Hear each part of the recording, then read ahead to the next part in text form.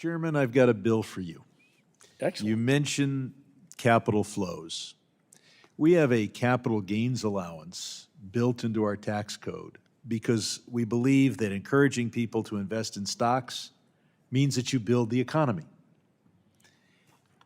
We provide a capital gains allowance for those who invest in Chinese stocks, building their economy at the cost of the U.S. taxpayer. But here's the good part. China has investment incentives for their people to invest in their economy, and they don't provide those incentives when people invest here. So I'm hoping that I can get you to co-sponsor what is now bipartisan legislation to say that we don't provide tax incentives for investing in Chinese-based companies. I'll yield to the Love to talk chairman. to the Ways and Means Committee about this issue, but that sounds good to me. Good. TikTok has come to mind. It's a national security issue. It's also an economic issue and one of fairness. Chinese companies make a lot of money showing Americans cat videos.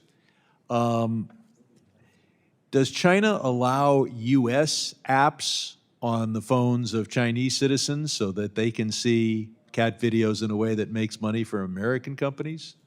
Mr. Estevez. I don't believe that they do. So why in the hell do we let them make money on our cat videos when we can't make money on our cat videos?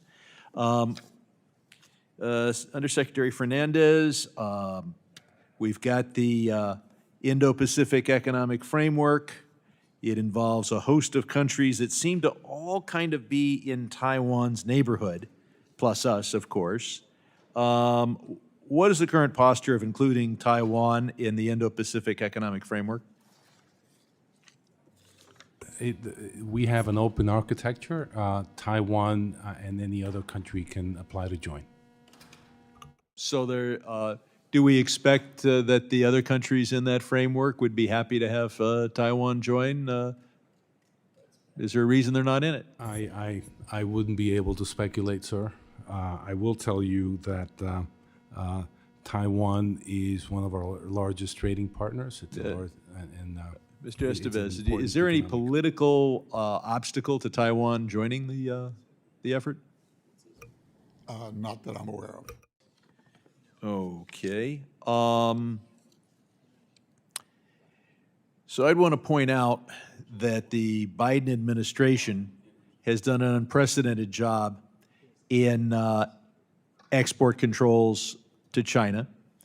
I understand there are 2,888 entities, entries on the entity list, and that 43% of those are added by the Biden administration. Do I have that correct? That is correct. We have the BIS, which is designed to effectuate our export controls. It's my understanding that that has been flatlined in appropriations. Does BIS need more money? And given the fact that if I went to the grocery store with the same amount of money as I took in 2010, I'd be considerably thinner than I am now. Haven't we seen an actual cut in our efforts to implement export controls? Our budget, to your point, has been flat. Our workload has when you doubled, say, and it's way more complex. Flat, not even adjusted for inflation, flat. Adjusted for inflation. Adjusted for inflation, Yep. But that's it. But we have more technology, more trade, and how many more applications do you have to deal with now than you did 15 years It's ago? gone from 20,000 to 40,000, and again, way more complex. Gotcha. One more thing. There is well over 100 companies in China whose activities are an anathema to us. Some of them human rights violators, some of them just integrated into the military-industrial complex. And they're such an anathema to us that no American can buy any product of that company. If they happen to make paper clips, you can't buy the paper clips. So if the company's so bad that you're not allowed to buy anything they make, can either of you gentlemen figure out why we would allow Americans to buy stock in such a company? Or is this just a congressional oversight?